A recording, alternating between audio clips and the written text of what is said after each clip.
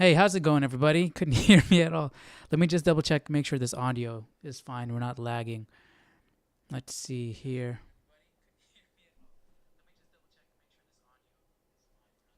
Perfect. All right. So today we are going to be jumping into Psalms chapter 9. So let's get our Bibles out. And I'll get the text up on screen here.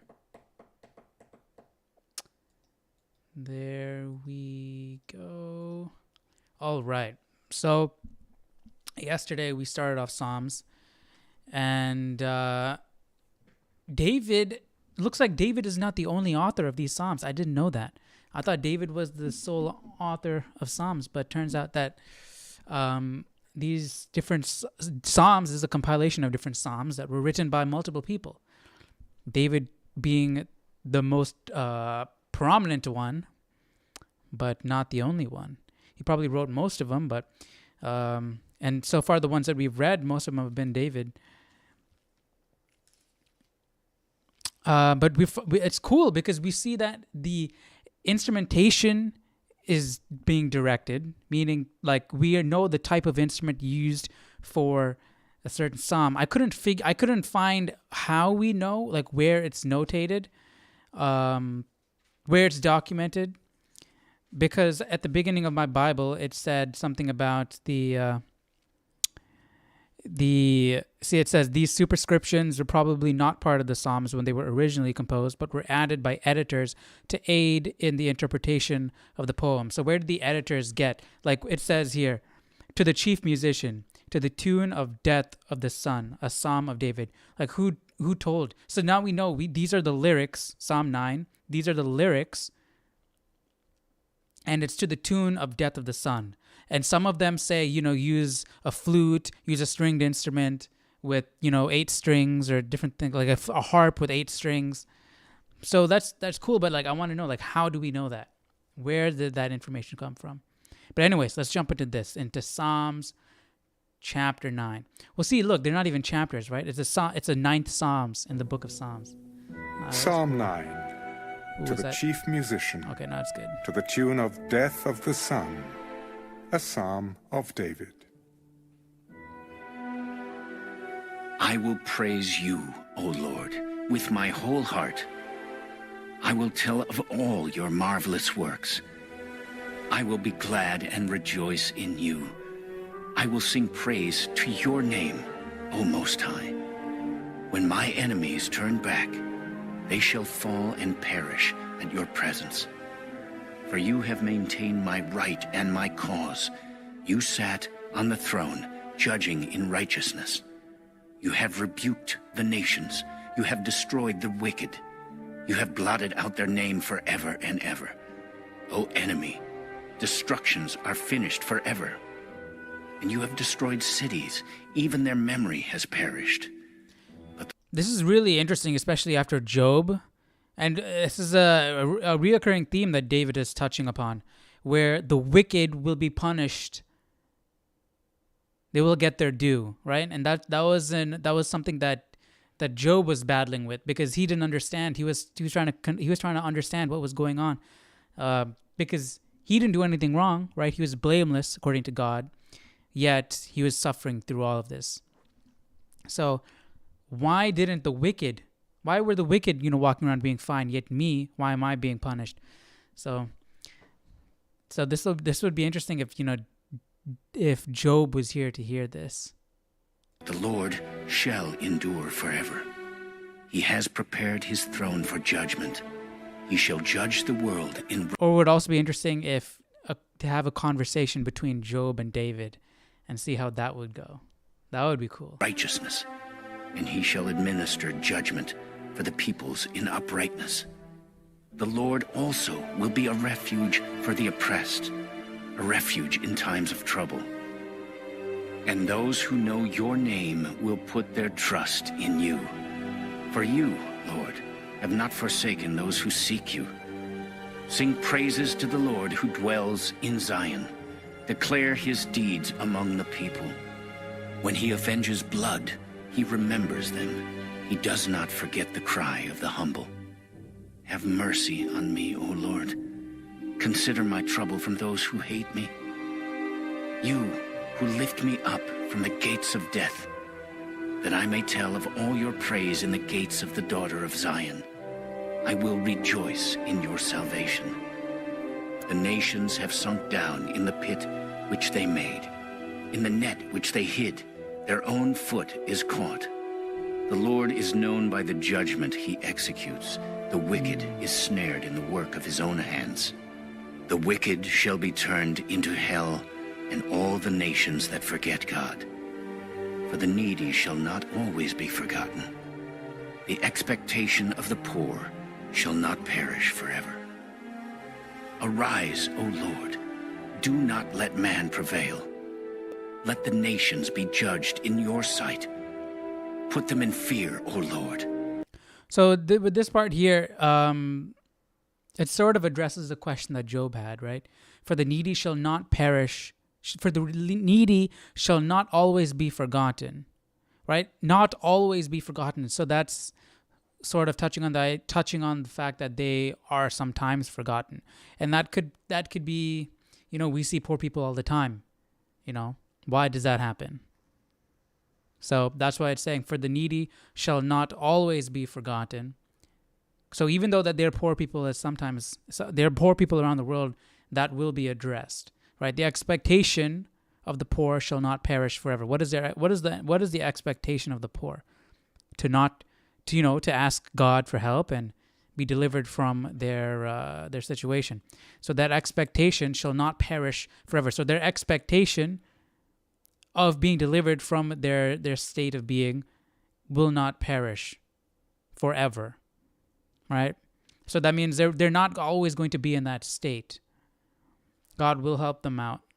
So that means in time, while there may be wicked, the wicked will have its due.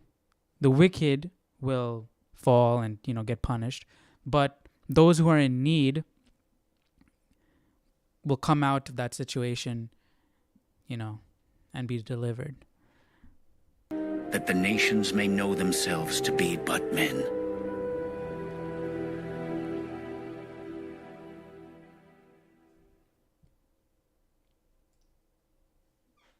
I would love to hear that. What is the tune of the death of the sun? Do we know what that is? Tune of the death of the sun.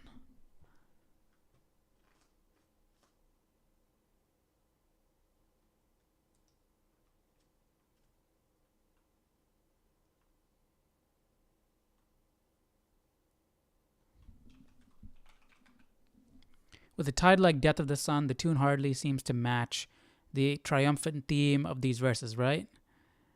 I was struck by the note that this was sung to the tune of Death of the Sun.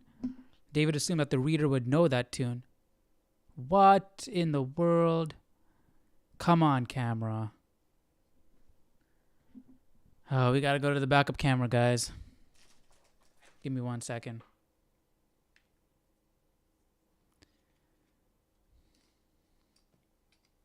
Guess I didn't charge it long enough. Well, this sucks.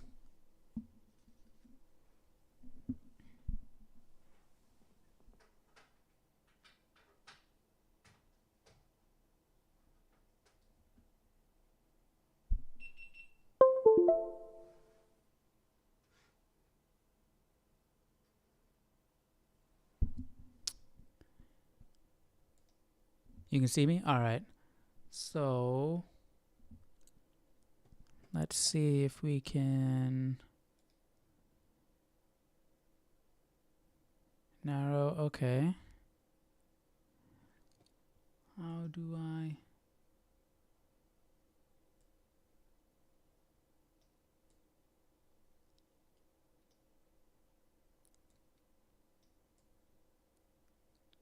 Can I just, let's see if we can do this.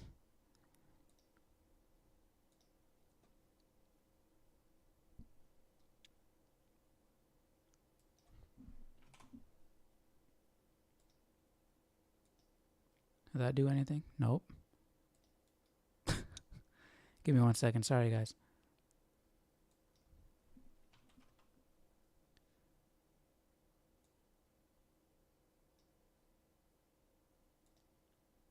Okay.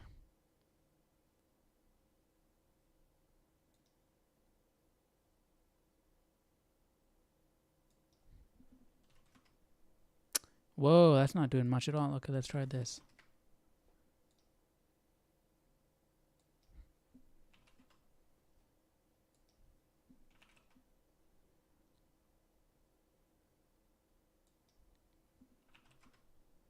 All right, there we go. We're getting somewhere.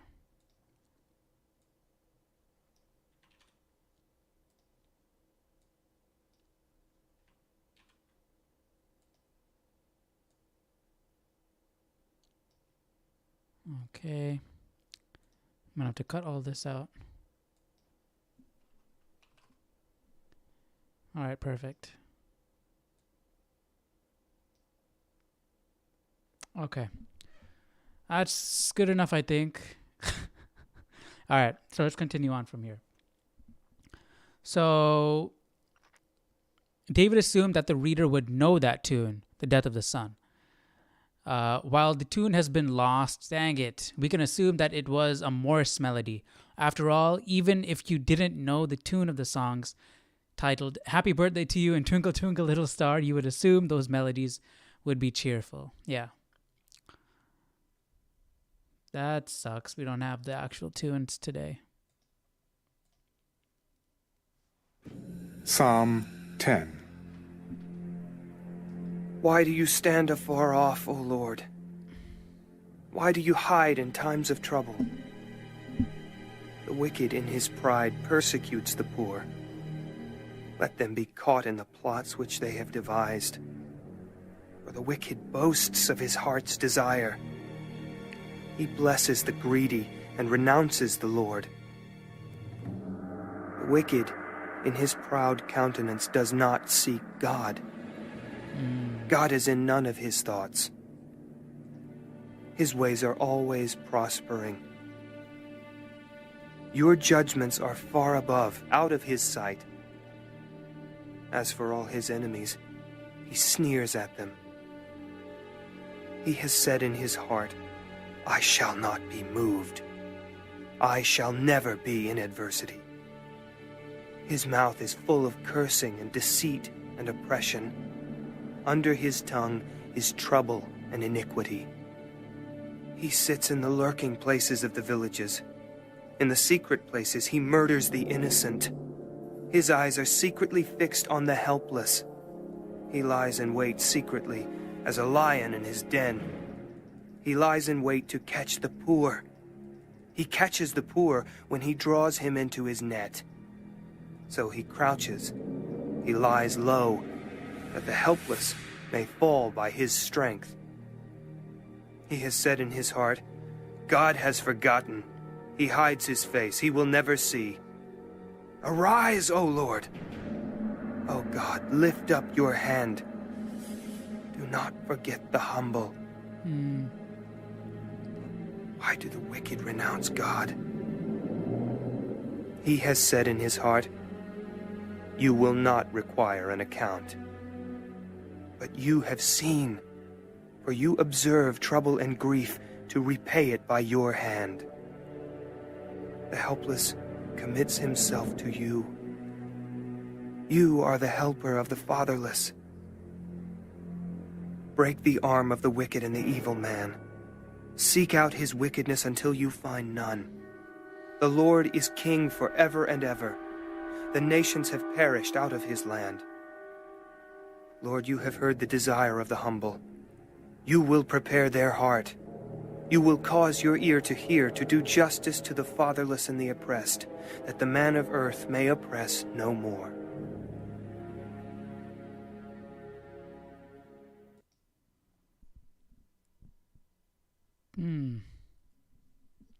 So this is like a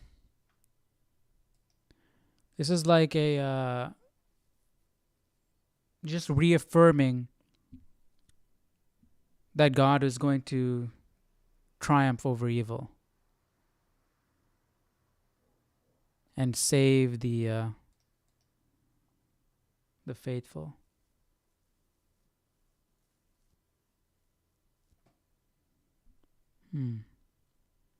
That's why I feel like these type of it's a lot of this in Psalms that we've already seen. We're only in Psalms 10, but it's a lot of like reaffirming reaffirming the positions that you already believe, right? That's a lot of praising, and that's what praising God is, right? You are saying what you believe, essentially, right? You're saying things that you believe. You're to praise God, and that only reaffirms your beliefs. And that's, I feel like, something that Job was doing when we were just reading Job. So that's why I feel like these Psalms are like a prayer journal for David. He is putting down his thoughts, his feelings, and reaffirming his ideas. And that's cool that we get to see it. It's like a sneak peek into his mind.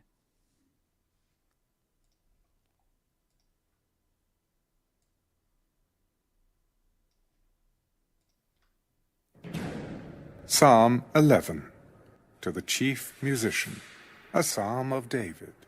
In the Lord I put my trust. What does this mean when it says to the chief musician? Like, this psalm was written for the chief musician, and it was meant to be given to him for him to play and sing?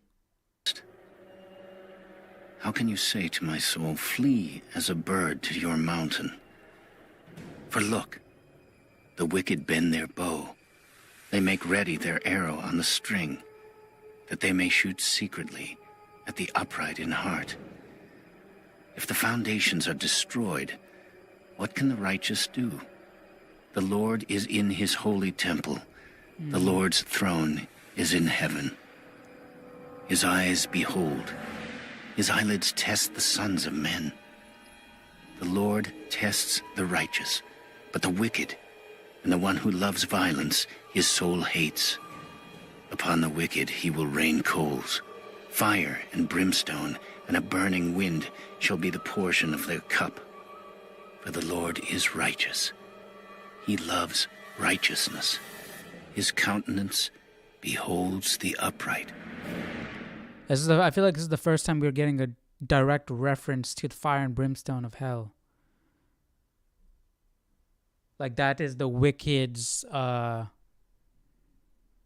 that's their finality, you know? That's what, you reap what you reap what you sow, and this is what they're going to reap.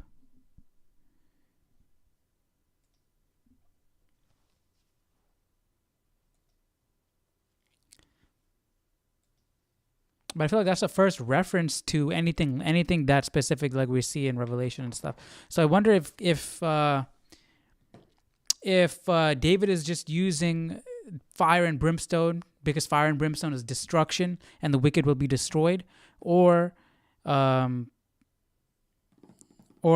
came to him and gave him a better idea of what was going to happen.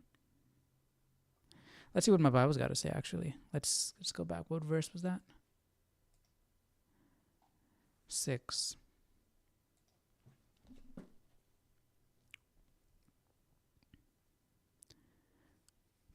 Eleven 6.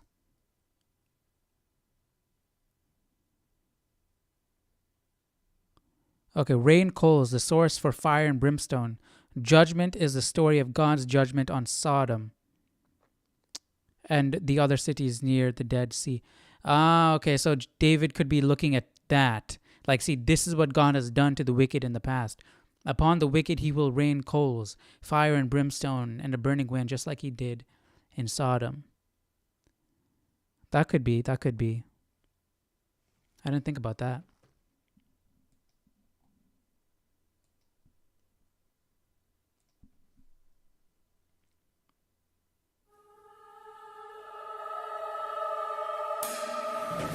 Psalm 12, to the chief musician on an 8-stringed harp, a psalm of David.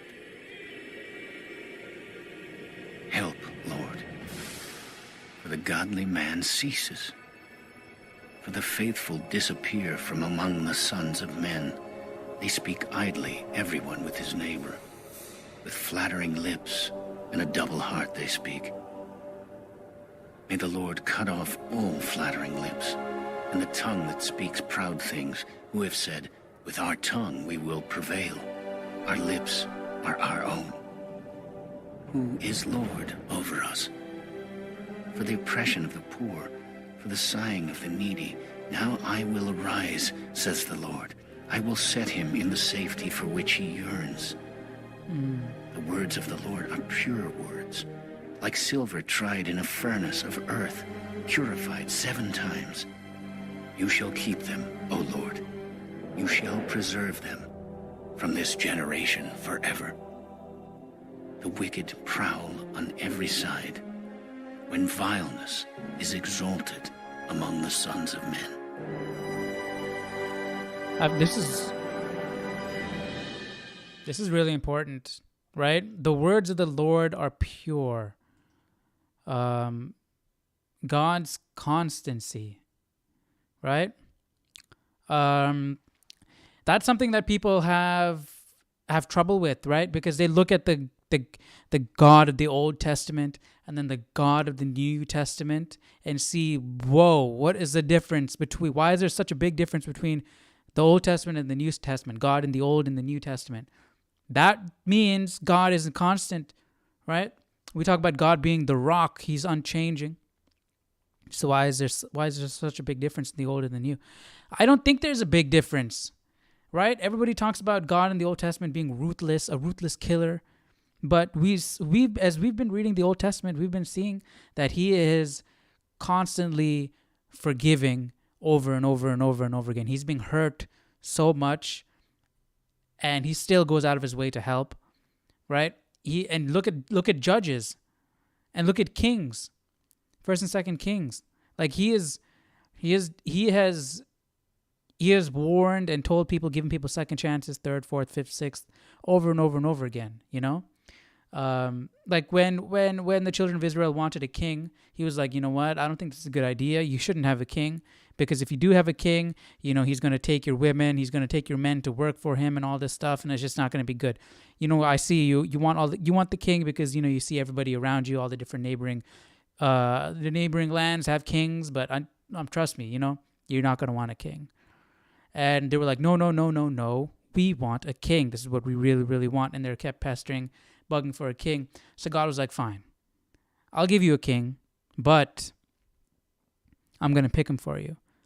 So he's like almost spoiling them, like a father spoiling his kids. He's like, this is what they want, so, you know, God's going to go and find the best one and give it to him, you know? So I don't know. Like, I don't see it. I don't see this ruthless God in the Old Testament. So, you know, God does stay constant. And if He wasn't ruthless, this doesn't make any sense.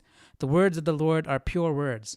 And, you know, that's why we continue to follow the 10 Commandments, because those were God's words and they're not going to change. That's why they were written in stone, you know, to symbolize that they're not going to change. That's what we should follow, you know?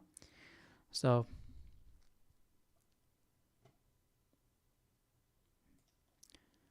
yeah.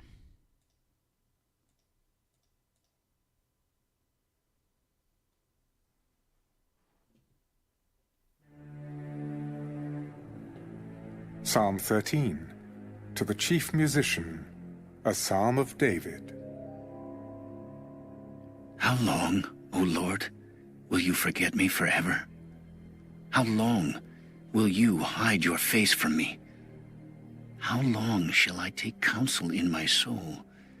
This is interesting. So there was a point in time where David was trying to reach God and he couldn't find him.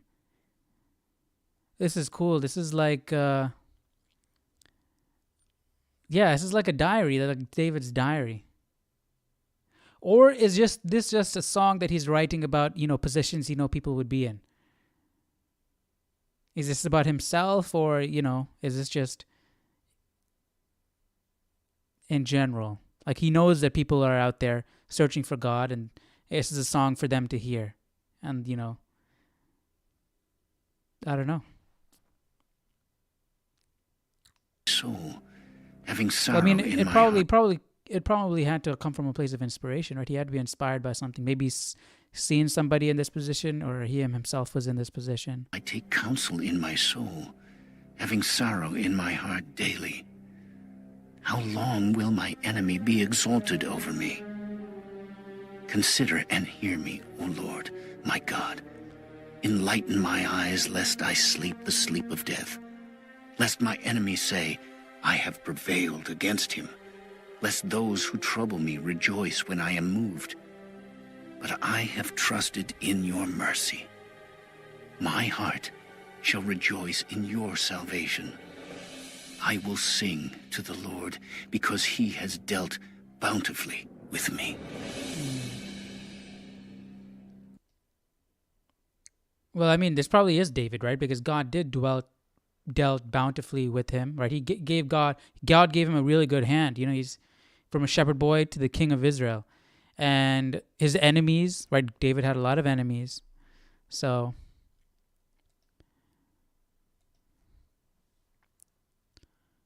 he could have been writing about himself.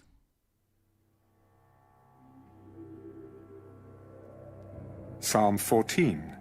To the chief musician, a psalm of See, David. a lot of these are written by David. The fool has said in his heart, there is no God. They are corrupt. They have done abominable works. There is none who does good. The Lord looks down from heaven upon the children of men to see if there are any who understand, who seek God. They have all turned aside. They have together become corrupt. There is none who does good. No, not one. Have all the workers of iniquity no knowledge, who eat up my people as they eat bread, and do not call on the Lord? There they are in great fear, for God is with the generation of the righteous. You shame the counsel of the poor, but the Lord is his refuge. Oh, that the salvation of Israel would come out of Zion. When the Lord brings back the captivity of his people, let Jacob rejoice and Israel be glad. Man, it would be sad for David to see what happened to Israel after his reign.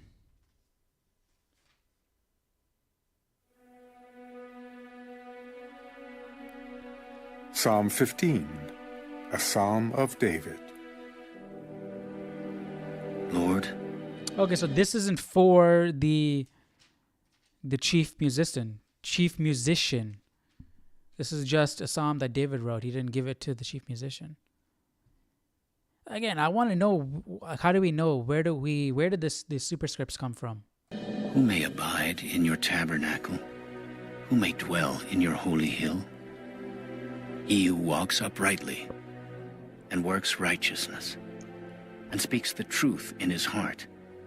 He who does not backbite with his tongue, nor does evil to his neighbor, nor does he take up a reproach against his friend, in whose eyes a vile person is despised, but he honors those who fear the Lord. He who swears to his own hurt and does not change. He who does not put out his money at usury, nor does he take a bribe against the innocent. He who does these things shall never be moved.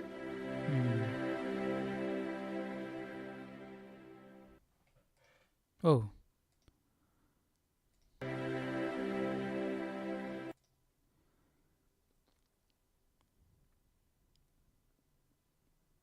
So these are the characteristics we should have. And people who are like this, they're saying how he who does these things shall never be moved. Meaning like they won't be tempted. You can't tempt them because they have that strong foundation. They have that strong character. And this is what we should strive towards, to be like this.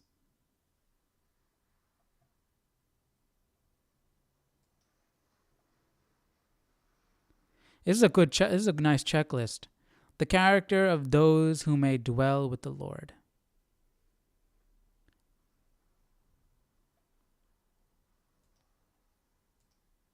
Oh, come on.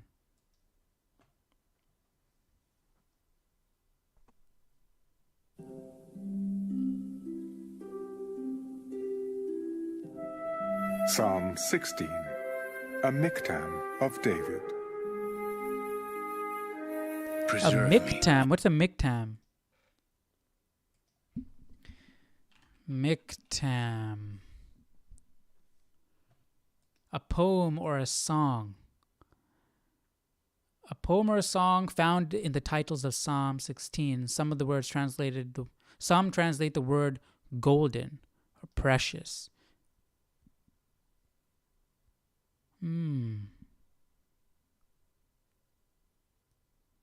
A psalm precious as stamped gold. So this is a special psalm, looks like. O God, for in Psalm 16, a miktam of David. preserve me, O God, for in you I put my trust. O my soul, you have said to the Lord, you are my Lord. My goodness is nothing apart from you. As for the saints who are on the earth, they are the excellent ones, in whom is all my delight. Their sorrows shall be multiplied, who hasten after another God. Their drink offerings of blood I will not offer, nor take up their names on my lips. O Lord, you are the portion of my inheritance and my cup. You maintain my lot. The lines have fallen to me in pleasant places. Yes, I have a good inheritance. I will bless the Lord, who has given me counsel. My heart also instructs me in the night seasons. I have set the Lord always before me. Because he is at my right hand, I shall not be moved. Therefore my heart is glad, and my glory rejoices. My flesh also will rest in hope. For you will not leave my soul in Sheol, nor will you allow your Holy One to see corruption. You will show me the path of life. In your presence is fullness of joy. At your right hand are pleasures forevermore.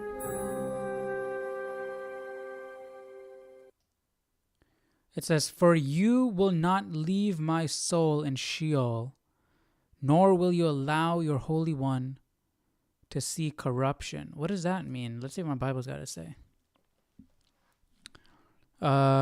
16. It doesn't say. It skips that. Come on.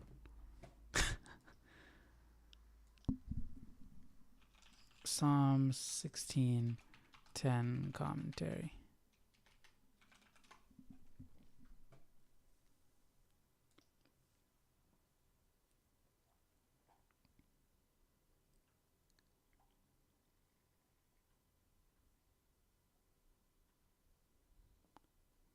Okay, we don't need word by word breakdown. We want the, for thou wilt not leave my soul in hell, literally to Sheol or Hades. The confidence in a future life shown here is beyond that exhibited by Job. Okay, so don't leave him down there in Hades. Don't leave him dead. He will, David expects to be taken up to heaven.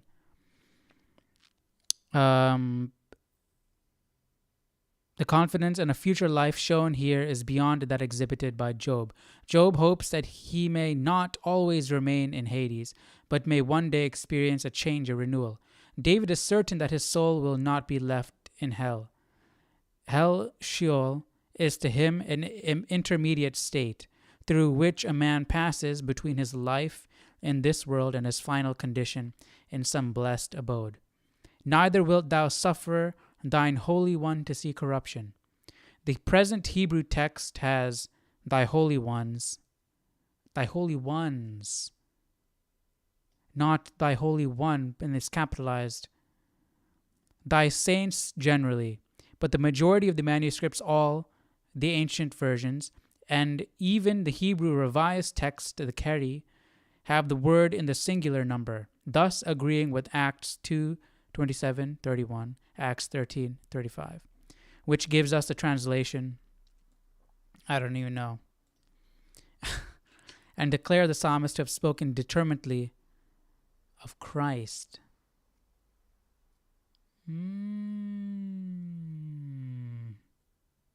Certainly he would not have spoken of himself as God's Holy One, or Holy Ones.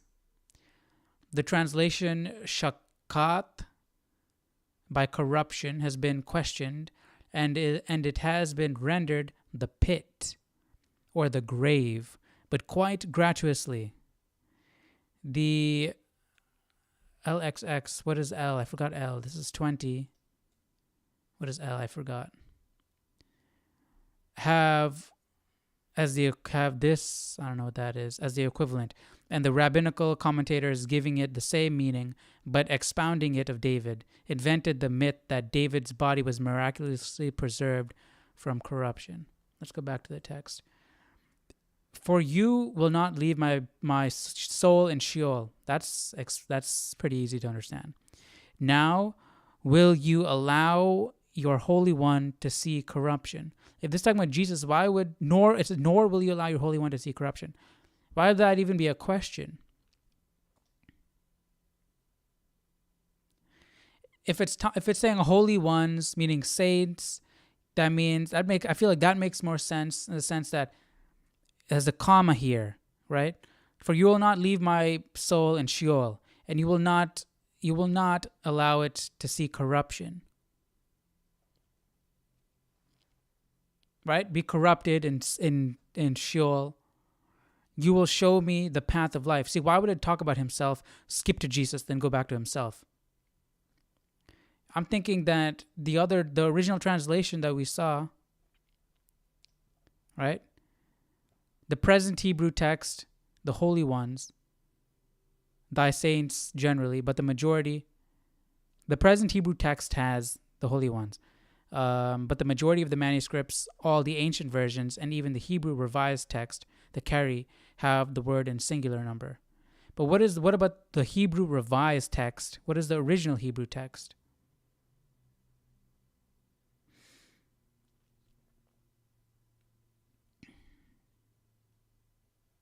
Because the holy ones make more sense to me than talking about Jesus.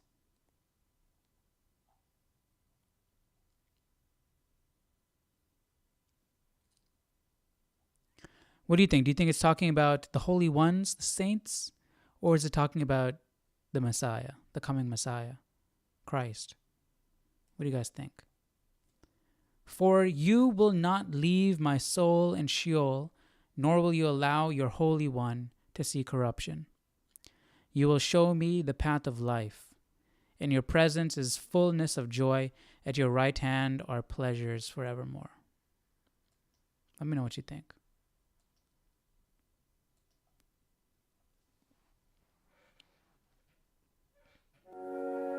Psalm 17, a prayer of David. Hear a just cause, O Lord. Attend to my cry. Give ear to my prayer, which is not from deceitful lips. Let my vindication come from your presence. Let your eyes look on the things that are upright. You have tested my heart. You have visited me in the night. You have tried me and have found nothing. I have purposed that my mouth shall not transgress. Concerning the works of men, by the word of your lips, I have kept away from the paths of the destroyer. Uphold my steps in your paths, that my footsteps may not slip. I have called upon you, for you will hear me, O God. Incline your ear to me and hear my speech. Show your marvelous loving kindness by your right hand, O you who save those who trust in you, from those who rise up against them. Keep me as the apple of your eye. Hide me under the shadow of your wings, from the wicked who oppress me, from my deadly enemies who surround me. They have closed up their fat hearts. With their mouths they speak proudly. They have now surrounded us in our steps. They have set their eyes, crouching down to the earth as a lion is eager to tear his prey, and like a young lion lurking in secret places. Arise, O Lord, confront him. cast him down. Deliver my life from the wicked with your sword, with your hand, from men, O Lord, from men of the world who have their portion in this life. It sounds like a prayer And we all whose have. belly We you all fill make. with your hidden treasure. They are satisfied with children and leave the rest of their possession for their babes. As for me, I will see your face in righteousness. I shall be satisfied when I awake in your likeness. See, so he already believes. He has that much faith. See, sometimes we're like, we probably think with the mindset that, dang it, I shouldn't take it for granted. I shouldn't assume God's judgment, and I should pray to be saved, right? But David is already saying, yeah, I'm going to be saved. I shall be satisfied when I wake in your likeness. And that's the mindset we should have. We should already know we're going to be saved. We should have that much confidence in it. Just like the children of Israel, when they went into battle, they already knew they were going to win before they went into battle. As they were going into battle, they were like, yeah, we're already going to win. We're going to win. They knew they were going to win before the battle even happened. In the same way, David is like, as for me, I will see your face in righteousness. God hasn't even judged him yet. We are not even at the end times. You're right? Jesus hasn't come back. David doesn't even know who Jesus is. He doesn't know anything about the second coming. He doesn't know anything about any of that stuff. As for me, I will see your face in righteousness. I shall be satisfied when I awake in your likeness. So he already knows. He already knows he's going to be saved. And that's how we should be. We should have that much confidence that we're going to be saved. And if we don't have that confidence, then we probably have something to change. But that's going to be it for today. We finished Psalms 17. Tomorrow we're going to jump into Psalms 18. God, the sovereign Savior. And this looks like to be a long psalm. So we'll jump into that tomorrow. And apologize for the camera. We had to use this one today. But hope you guys enjoyed today's reading. Tomorrow we'll jump into Psalms chapter 18, or the 18th Psalm in the compilation that is known as Psalms. And I'll see you guys tomorrow. Hope you guys have a great rest of your day. And I'll see you tomorrow. Take care. Bye-bye.